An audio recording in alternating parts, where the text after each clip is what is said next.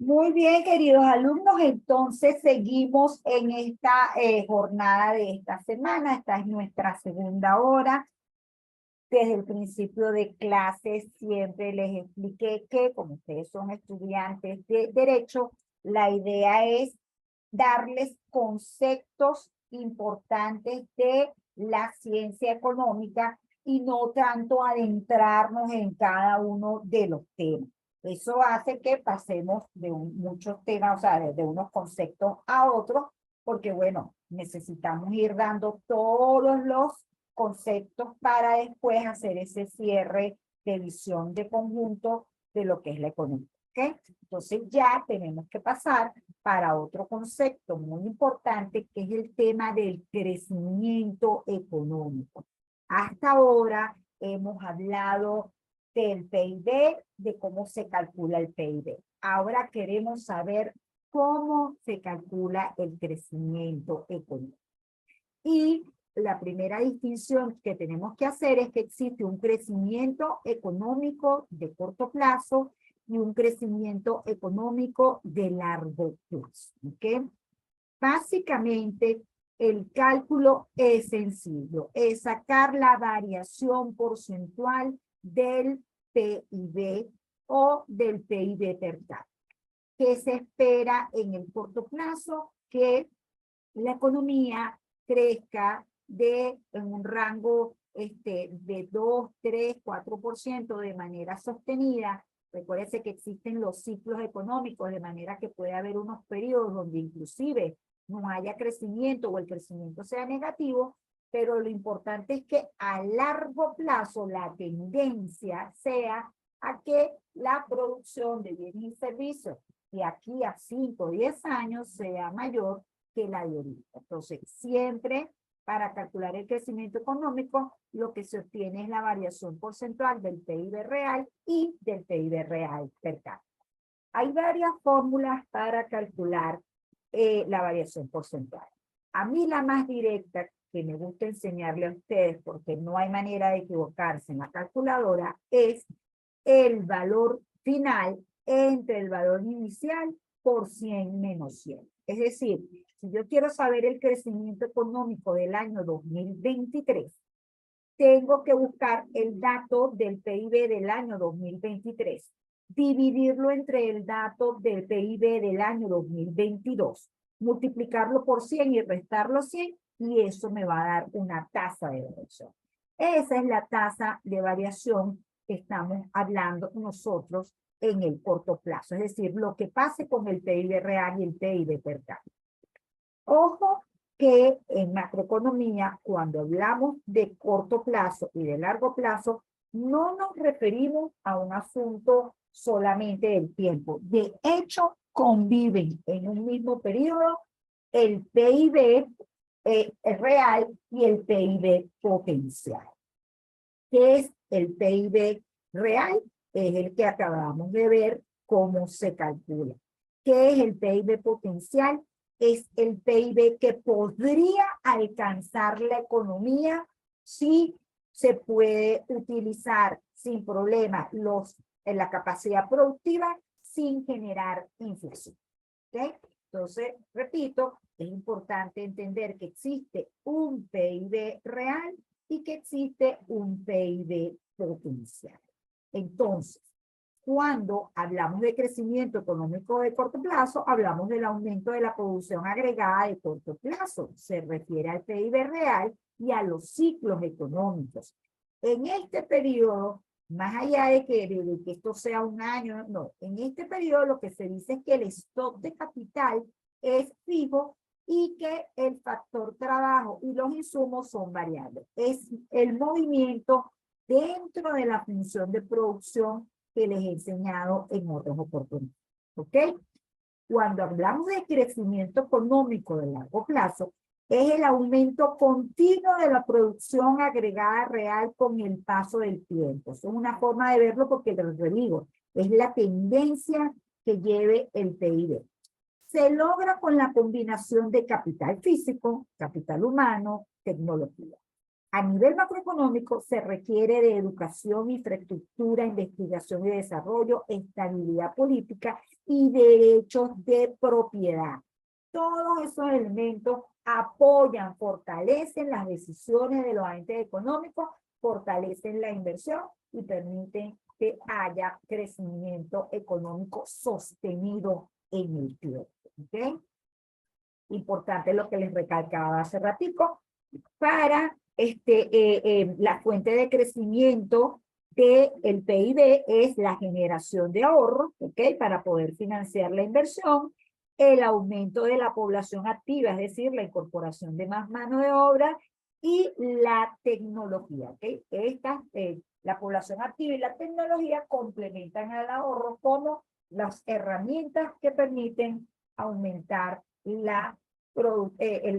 lograr un crecimiento económico de largo plazo.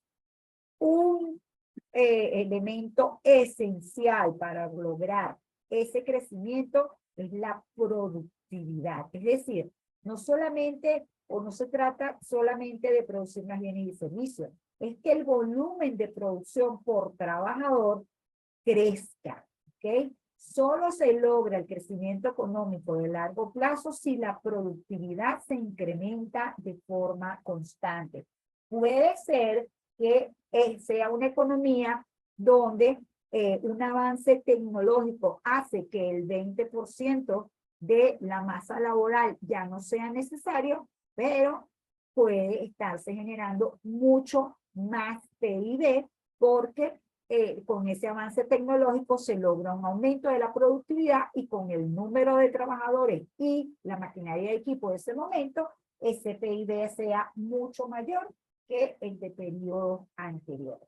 De hecho, eso es lo que ha permitido que nosotros tengamos el crecimiento como humanidad, el crecimiento poblacional que estamos en este momento. Estamos hablando de cerca de 8 y pico billones de personas, ¿cierto?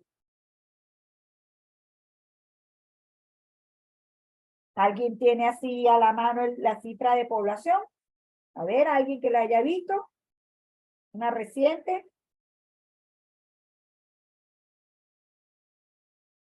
¿Nadie? Y estamos hablando de 8 billones redondos, 8 billones de personas, ¿ok? Entonces, ese crecimiento exponencial de la población, ¿cómo ha sido posible si tenemos un solo planeta y el mismo planeta? Ha sido posible porque los avances tecnológicos han logrado un aumento de la productividad y con ese aumento de la productividad se ha logrado aumentar, o sea, todo el tiempo desplazar la frontera de posibilidades de producción. ¿Ok? Entonces, eso sería en líneas generales lo que queremos decir del crecimiento económico. Crecimiento económico asociado a crecimiento del PIB, ¿ok? El PIB real.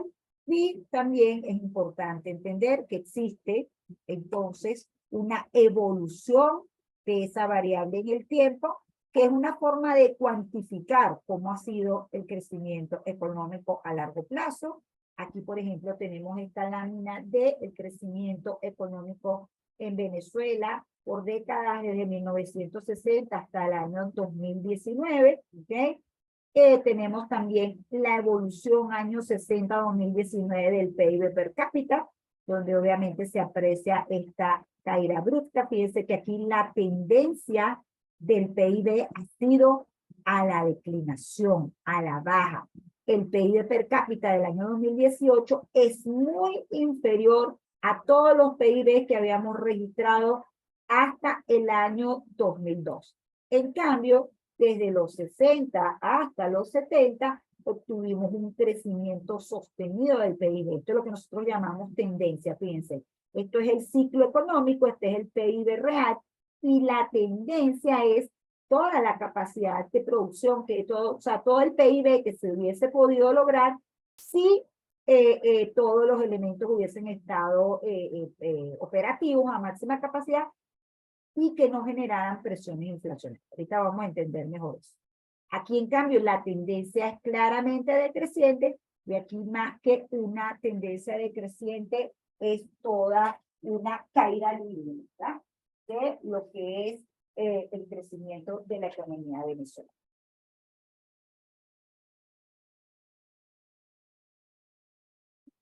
Entonces, cuando hablemos de el equilibrio macroeconómico, tenemos que tener en cuenta que existe la gráfica que les he enseñado hasta ahora, donde está la demanda agregada y la oferta agregada, pero esta oferta agregada que tiene pendiente positiva se conoce con el nombre de oferta agregada de corto plazo o de PIB real, ¿ok? En un mercado específico, la oferta y la demanda de un bien determinan conjuntamente la cantidad de equilibrio y el peso de equilibrio. A nivel consolidado, la producción nacional y el nivel de general de precios también están determinados por la oferta y la demanda agregada. Donde ambos puntos coinciden, se obtiene el PIB real. ¿Ok? La producción nacional de equilibrio es la que los demandantes están dispuestos a comprar y las empresas a producir y vender. El nivel de producción y de precios de equilibrio determinan el nivel de empleo y el nivel de desempleo. ¿Okay? Hasta allí son cosas que ya habíamos mencionado. ¿Okay? Una explicación de que esto es un análisis dinámico es que aquí, cuando se logra este equilibrio, lo que se ha logrado es que los agentes económicos equilibren sus decisiones de entrada y de salida. Y eso se logra a través de el equilibrio entre la oferta y la demanda agregada, es decir, siempre que la oferta agregada esté muy por debajo de la demanda agregada, los empresarios se van a dar cuenta que se están desacumulando sus inventarios y van a aumentar la producción. ¿Okay? Siempre que la demanda agregada, al revés, esté muy por debajo de la o muy por encima de la oferta agregada, se van a dar cuenta los empresarios de que están, bueno, creo que lo dije en el sentido que el ingreso puede o subir o bajar, dependiendo de qué, de lo que pase con los inventarios. ¿Y quién determina lo que pasa con los inventarios? La demanda agregada. Por eso es que en el corto plazo, la demanda agregada tiene un papel fundamental en la determinación de la renta. Obviamente la oferta agregada también, porque son los que producen los bienes y servicios, ¿ok? Pero mientras este elemento esté dinámico y estos estén recibiendo aquí la información o el estímulo de que están cayendo los inventarios, esta variable va a estar creciendo y cuando tomamos la foto ¡tum! En un momento determinado, pues logramos que obtener el equilibrio de oferta y demanda, de agregada y demanda agregada. Y lo que ha ocurrido en esa situación es que las variables de entrada al flujo circular de la renta y las variables de salida del flujo circular de la renta se han equilibrado. Es decir, las decisiones de los exportadores, las decisiones del gobierno de gastar y de las inversiones se han equilibrado con las decisiones de ahorro, las decisiones de impuesto del gobierno y las decisiones de importación. Esta gráfica ahora incluye una línea totalmente vertical, que es la oferta agregada de largo plazo y que es lo que llamamos el PIB potencial. Repito, el PIB potencial es el mismo PIB real, pero es el PIB real máximo que puede alcanzar la economía cuando todos los precios son flexibles. ¿Ok?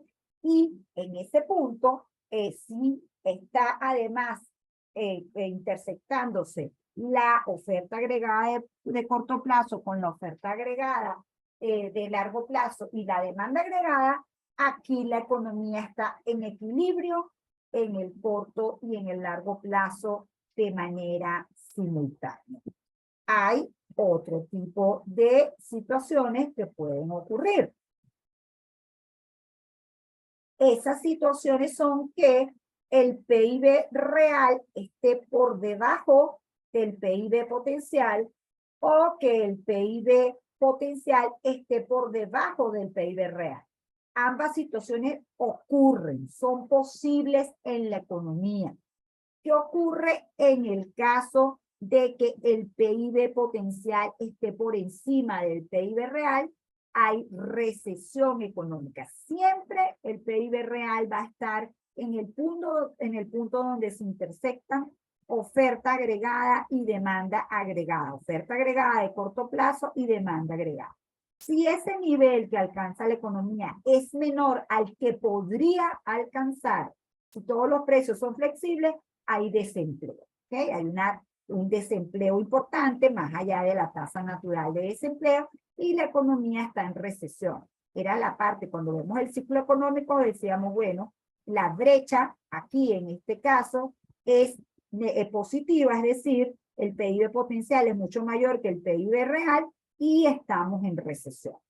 Cualquier acción del gobierno va a estar dirigida a tratar de mover la demanda agregada para impulsar el crecimiento económico de manera que se salga de la etapa de recesión económica y se logre aumentar el empleo. ¿Ok? Pero también se puede estar en esta situación. En esta situación, el PIB que está produciendo la economía es el máximo que puede producir sin generar presiones inflacionarias. ¿Qué significa eso, jóvenes? Que nunca se logra un nivel de producción donde se utilice 100% la capacidad productiva de las empresas. No. Siempre se llega hasta cierto nivel, ¿ok? Porque si se pasa de ese nivel, lo que se generan son presiones inflacionarias. Lo que se genera es inflación. Entonces, en una situación como esta, el PIB real está por encima del PIB potencial, es decir, la brecha entre ambos, la brecha del PIB es negativa y eso condiciona a que este dinamismo de la demanda no sea sostenible en el tiempo, ¿verdad? Y si queremos que no haya mayor inflación y queremos hacer los ajustes por el lado de la política económica, pues tomemos medidas para que baje ese impulso que está trayendo la demanda. ¿Ok? Te dirán, bueno, profesora, ¿y todo eso se hace es a través de política económica? No, claro que no. La oferta agregada, ¿verdad? Siempre va a ser una decisión de las empresas. Las empresas siempre van a tomar en cuenta las expectativas de crecimiento de la economía, ¿ok? Eso sí, qué esperan ellos que va a ocurrir con las ventas en el futuro, y en la medida que ellos aumenten su stock de capital, este PIB potencial cada vez tiene un monto mayor, ¿ok? No sé si queda suficientemente claro o alguien quiere hacer alguna pregunta.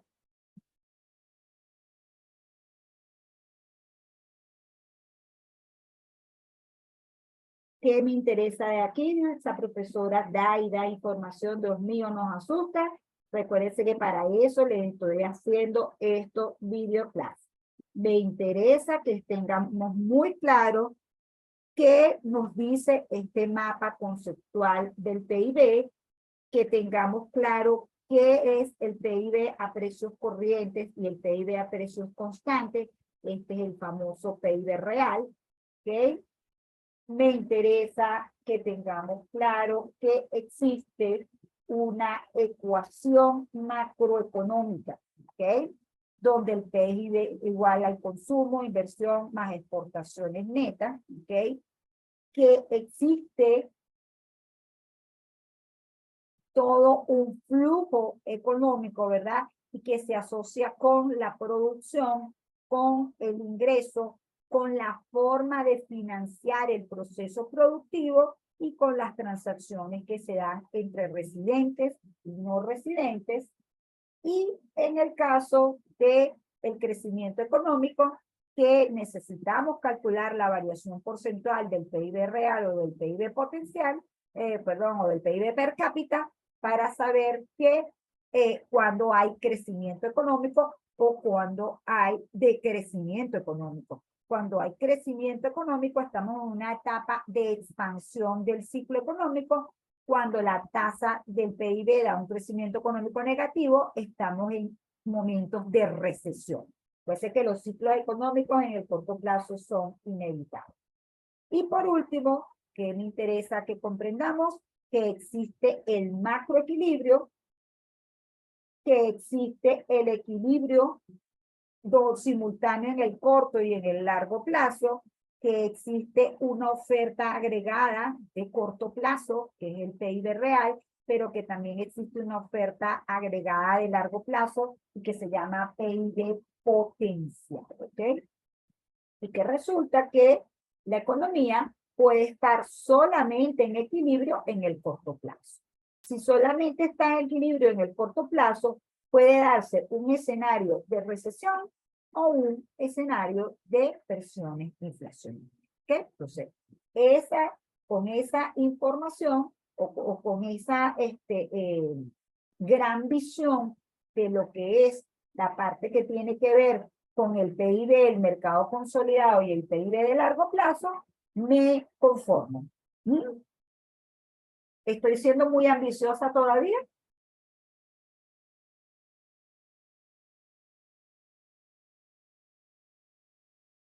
Espero no estar... Vamos bien, profe. ¿Ah? No, todo chévere. Ok, está bien. Me alegra que en medio de todo sea un resumen aceptable.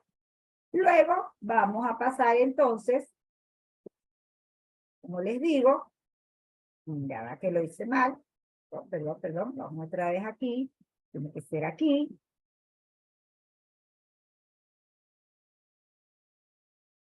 Vamos a pasar entonces a las otras dos variables importantes que son el empleo y los precios. ¿Me están escuchando? Sí, se escucha. Y más importante, ¿ya se ve la grabación? Sí, también. Ok. Entonces, fíjate, seguimos en el mismo esquema. Esta presentación también tiene muchos elementos, ¿verdad? Relacionados con el mercado de trabajo, el empleo y los precios. Y lo que queremos es tener una visión general de todos esos elementos.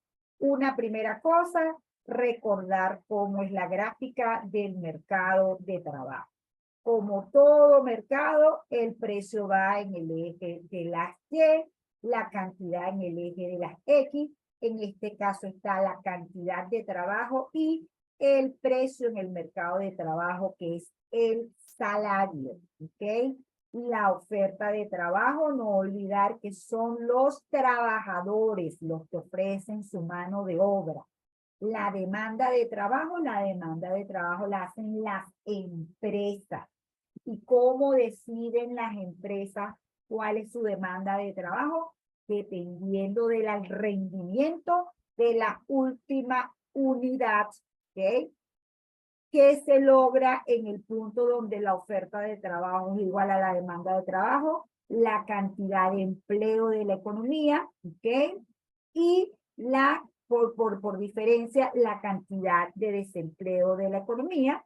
Dentro de poco vamos a ver cómo se calcula eso, ¿ok? Recuerden, repito, que la demanda de trabajo es una decisión de las empresas y que las empresas van a decidir cuánta mano de obra contratar y cuánto nivel de producción llegar, dependiendo de la relación que hacen de la última unidad que incorpora en la relación de costo-beneficio. Y entonces dijimos que el empresario va a estar muy pendiente de la evolución de sus costos variables y de sus costos marginales, ¿verdad?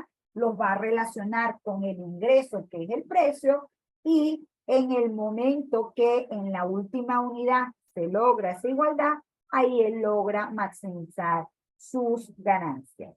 Eso lo hace el empresario de manera intuitiva o de manera más consciente, dependiendo de cuáles sean sus conocimientos.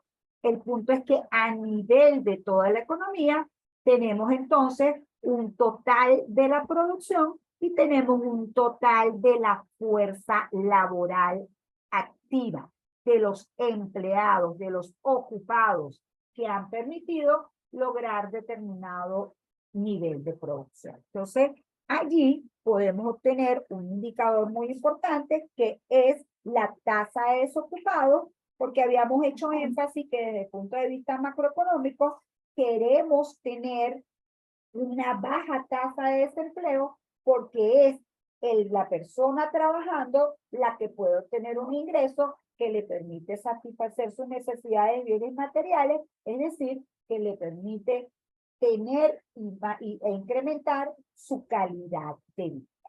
¿Cuáles son los conceptos que debemos manejar aquí?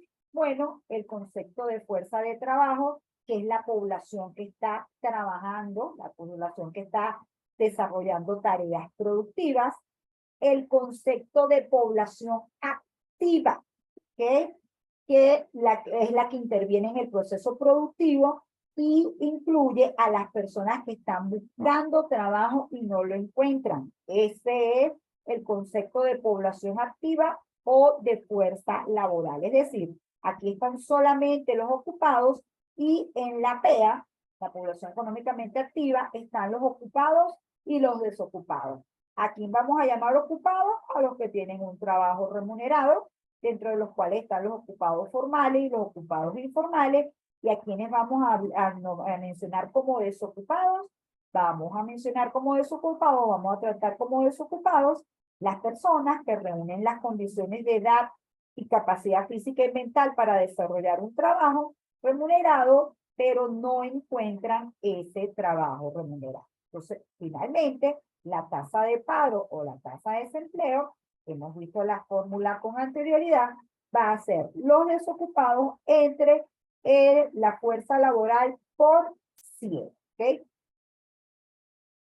Me interesa que vean todo el contexto de la población para que se entienda muy bien de lo que se trata. Fíjense, todo país tiene un total de población. En el caso de Venezuela, para el primer semestre del 2020, según el Instituto Nacional de Estadística, la población total de Venezuela era 32.292.754.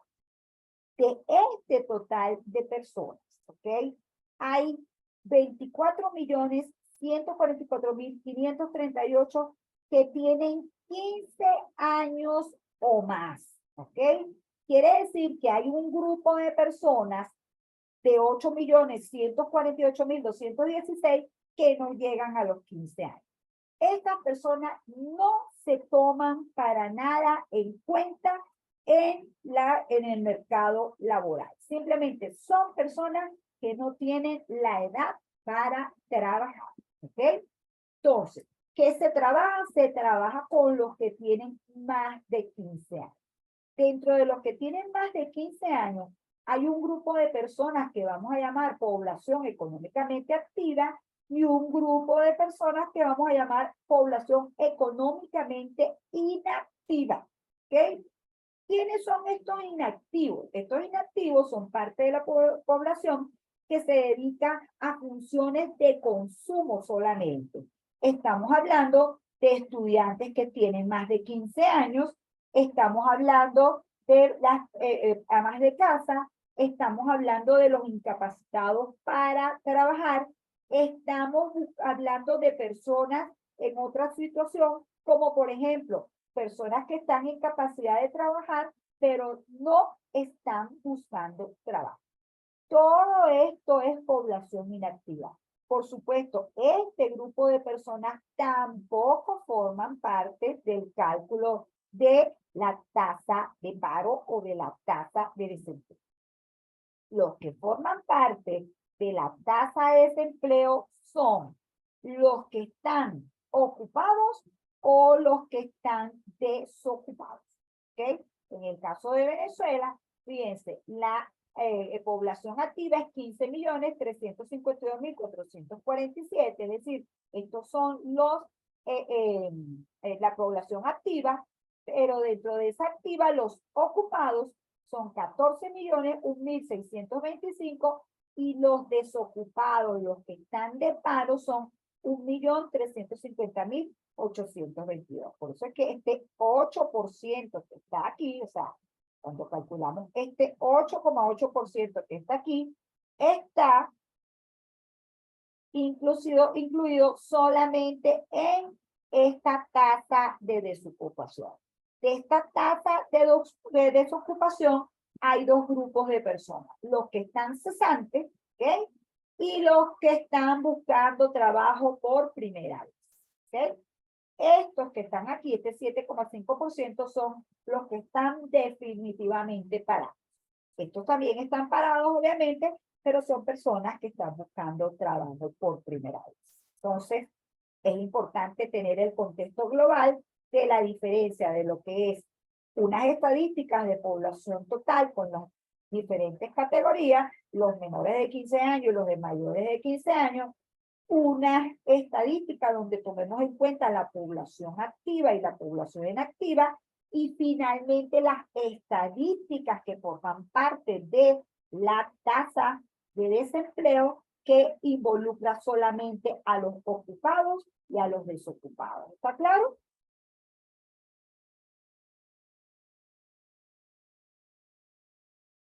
Aparentemente sí. ¿Sí? ¿Sigo? Sí. Ok, no me voy a meter con más categorías de desempleo, ni con tasa natural, ni nada de esto para que se me mantenga la información de lo que es la tasa de desempleo, porque me interesa muchísimo que les quede en la memoria eso, ¿ok? Así que prefiero pasar a la parte de los precios. Pero como quiero hacerlo de manera integral, vamos a parar hasta aquí y hacemos la parte de los precios en la tercera hora. ¿De acuerdo? Ok, profe. Ya,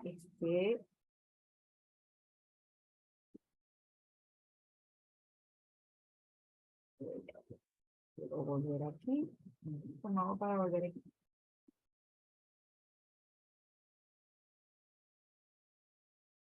Vamos a volver aquí.